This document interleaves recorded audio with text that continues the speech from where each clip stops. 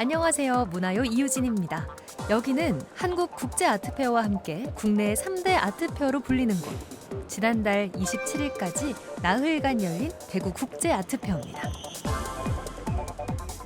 다양한 작품들이 이렇게 많이 출품이 돼가지고 시민들이 이렇게 볼 수 있다는 것이 일단 좋은 점이죠. 새로운 신소재의 접근이라든지 다양한 시선을 볼 수 있어서 너무 좋았어요. 제가 추상적인 작품들을 좋아해서 그런 작품들 위주로 보고 있고 한 두세 점 정도 마음에 두고 있습니다. 대구 국제아트페어는 마쳤습니다만 저 미알못 이유진은 이번 아트페어를 그냥 보낼 수 없었습니다. 그 이유는 조금 더 걸으면서 이야기할게요. 자, 모두들 운동화 끈 단단히 조였나요? 그럼 출발하겠습니다.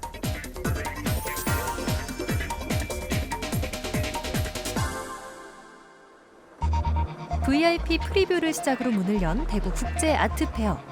저는 토요일 날 현장을 찾았는데요. 이번 아트페어에서는 많은 것들이 바뀌었더라고요. 제일 큰 변화는 바로 새로운 이름입니다. 올해로 15회째를 맞이하는 대구 아트페어가 디아프라는 명칭으로 바뀌게 되었습니다. 디아프가 국제적인 행사로 글로벌하게 성장하기 위해서는 반드시 브랜드 네임이 필요하다고 생각을 했습니다. 해외인들도 인지하기 쉽고 또 국내인들도 부르기 쉬운 그런 명칭으로 대구 국제 아트페어로 바뀌게 되었습니다. 작년까지 대구 아트페어로 불렸죠. 키아프 서울 그리고 아트 부산과 함께 국내 3대 미술 시장이지만 해외로 향한 발걸음은 조금 늦었는데요. 그 출발이 올해가 됐습니다. 대구 국제 아트페어 디아프는 미술 시장에 그치지 않고 현대 미술의 흐름을 담아냈습니다.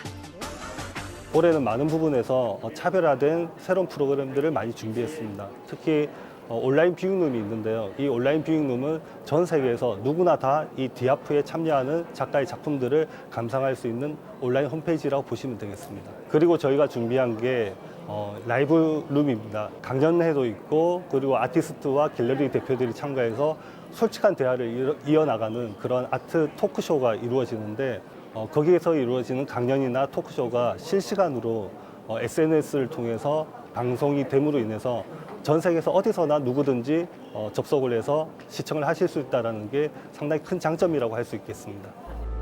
한국을 포함한 9개국, 국내와 해외의 129개 갤러리가 디아프와 함께했습니다. 작가의 작품 규모도 지난해보다 더 풍성했는데요. 회화, 조각, 판화 등 작품 수만 5천여 점입니다. 올해는 9개국 갤러리가 참여를 했는데 아마 대구에서는 처음 보는 미국의 사실 조각가 캐롤 퓨어만의 조각도 볼 수 있고요. 또 데이비드 호크니 그리고 백남준의 자화상이 아마 한국 최초로 전시가 된 걸로 알고 있습니다. 그래서 백남준이 차고 있던 시계나 그 백남준이 사용했던 그런 물품들을 디스플레이한 그 백남준 자화상 조각이 이번에 아주 특별하게 볼거리를 제공할 것입니다. 미술에 관심은 있지만 작가와 작품은 모른다. 올해 미술시장 전체 흐름을 보고 싶다. 미알못과 미자랄 모두를 위한 도슨트 투어입니다. 미알못인 저도 당연히 신청했죠. 최병소 작가님의 무제입니다. 대구가 현대미술의 메카라고 할 때 그 가장 큰 이유는 대구 강정보에서 1970년대 전국의 젊은 작가들, 그 당시 이 사람들은 기존의 예술을 하지 않았어요. 가장 앞서가는 아방가르드한 예술을 한 사람들이 모였는 게 대구 현대미술제였어요. 70년대. 전국에서 모였지만 주축은 사실은 대구 작가들이 많았습니다. 그중에 한 분입니다. 덕분에 저는 작가와 작품을 좀 더 알게 됐고요. 또 어떤 작품을 구입하면 좋을지 고민도 해봤습니다. 약간 미술 그런 거에 관심이 많은데 잘 몰랐었는데 그걸 또 여러 작가님들 사연이랑 그런 거에 이렇게 여러 가지 엮어서 설명해 주시니까 편하게 들을 수 있어서 좋았던 것 같아요. 작가님들이 표현하시는 감정선과 그리고 분위기들이 저한테 엄청 와닿았던 것 같아요. 솔직히 다 사고 싶었는데요. 진짜 돈이 안 돼가지고 정말 하나만 만약에 딱 사라고 하면은 제일 인상 깊었던 게 저희 김성호 작가님 새벽이 아까 작품이 되게 인상 깊었었는데요. 새벽을 주로 그리는 작가님이라고 얘기를 들었었는데 그 시작하기에 앞서서 그런 어두운 모습과 그리고 다가올 이제 밝은 미래를 이제 공존하는 그런 모습이 보면서 마치 나도 저렇게 될 수 있지 않을까, 이제 새로운 시작할 수 있지 않을까라는 생각이 들었습니다. 둘러보면서 놀라웠던 점은 작품 구매나 미술의 흐름을 보려는 관람객들의 연령대가 제 또래더라고요.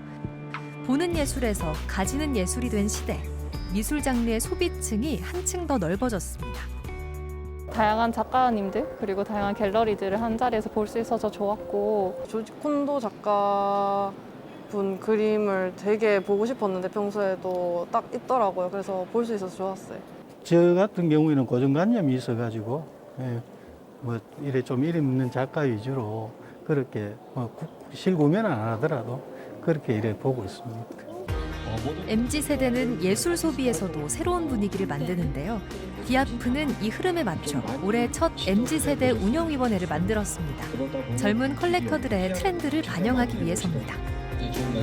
예전 같은 경우에는 아트페어가 열리면은 상당히 미술을 좋아하시는 분들만, 그리고 컬렉션을 하시는 분들만 찾아오는 경향이 좀 있었는데요. 최근에 이제 미술 시장이 대중화되면서 많은 분들이 주말에 가족 단위로 식구들과 함께 아이들의 손을 잡고 아트페어장을 찾아오기도 합니다. 마음에 드는 작품이 있으면 평소에 관심 있던 작가의 작품들을 이렇게 보시면서 컬렉션을 하셔가지고 집에 걸고 만족감을 느끼시는 분들이 늘어나고 있습니다. 초보에게는 시작을, 젊은 컬렉터에게는 노하우와 경험을 나누는 시간, 영 컬렉터스 토크. 제가 토요일 날 방문한 이유인데요. 컬렉터계의 인플루언서 셋이 모여서 컬렉팅 토크 한바탕이 펼쳐졌습니다. 이 작가의 다른 모든 작품에 어떤 의미가 있는지 이런 것들을 조금 계속해서 공부를 하다 보면 그 작품에 대해서 더 애정이 많이 생기고, 그리고 리서치는 제가 정말 중요하게 생각하는 부분이거든요. 리서치는 이제 얼마나 파고드느냐, 뭐 작가에 대해서, 갤러리에 대해서, 이 시장에 대해서. 미알못에게도 컬렉터의 길은 있다. 저처럼 MZ세대 초보 컬렉터라면 어떻게 시작해야 할까요? 사실 이거는 너무 기본적인 건데, 예술은 똑같은 작품이 한 점도 없잖아요. 그래서 예술의 매력은 고유성이에요, 개성. 그래서 본인이 좋아하는 작품이 무엇인지 알고, 또 가격대도 본인의 어떠한 경제적 상황에 맞게 선택하는 게 가장 좋습니다. 사상 최대 관람객을 기록했던 지난해. 올해는 만여 명이 디아프를 다녀갔는데요. 젊은 세대를 중심으로 새로운 작품을 원하는 시선도 생겨났습니다. 저 같은 경우는 요즘 동시대, 저와 함께 동시대를 살아가고 있는 젊은 작가분들의 관심을 가지고 있고, 그들이 하는 이야기에 공감을 많이 느끼기 때문에 그런 작가들을 많이 찾아보고 있습니다. 사실 올해는 한국 미술시장이 정말 활발하게 발전을 했다라고 보거든요. 좋은 전시도 많이 열렸고, 뭐 이건희 컬렉션전도 그렇고, 프리즈 아트 페어도 서울에서 열렸고, 근데 내년에는 좀 벌써부터 경기가 안 좋다라는 말들을 하다 보니 좀 심리적으로 좀 저조차도 위축이 되어 있어요. 그래서 많은 분들이 좀 마음이 위축된 것 같은데, 미술을 좋아하는 분들은 그냥 쭉 그렇듯이 좋아하지 않을까, 그런 생각입니다. 아트페어는 미술 시장의 역할만 하지 않습니다. 해마다 다양한 주제의 전시와 함께 진행되는데요. 그중 청년 미술 프로젝트는 대구 아트페어 시절부터 함께 해온 전시입니다. 사실 경계점이라는 것이 어떤 공간과 공간을 연결하는 부분도 되는 것이고, 그리고 작가와 작가가 서로 커뮤니케이션 할 수 있는 지점을 만들어내는 것도 경계점이라고 생각을 합니다. 그래서 젊은 작가들 같은 경우에는 안정적인 작업을 하는 것이 아니라 항상 실험적이고 뭔가 역동성을 요구하기 때문에 그런 점들의 연결, 그리고 점들 사이에서 어떤 그 벌어지고 있는 그런 이야기들, 사회적인 역할이라든가 예술가들의 그런 어떤 철학적인 부분이라든가 사고, 이런 것들 자체가 어떤 경계점의 역할을 하고 있지 않을까라는 생각을 합니다. 다양한 장르와 콘셉트를 바탕으로 한 실험적인 작품이 주를 이룹니다. 올해는 17명의 작가가 가상과 실제, 삶과 예술 등 모든 경계점에서 자신을 찾아가는 이야기를 펼쳤습니다. 여기 병카카 작가는 인간과 자연, 그 경계점에서 자연을 중심으로 작품을 풀어낸 현대 미술가입니다. 이 작품은 탐구 생활이라는 제목의 작품이고요. 어른들이 만들어 놓은 아이들에게 기대하는 역할을 연극적 요소로 표현하였습니다. 방학이 되면 집에만 있지 않고 밖으로 나가 자연을 체험하고 탐구하고 채집의 교보제로 쓰였던 탐구 생활을 모티브화하였습니다.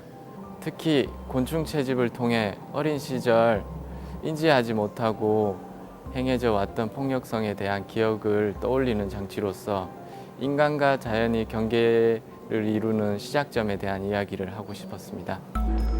예술을 가지고픈 젊은 컬렉터가 있다면 예술을 만드는 젊은 미술가도 있습니다. 작품은 멈추지 않죠. 새로운 미술이 자라는 곳 또한 아트페어입니다.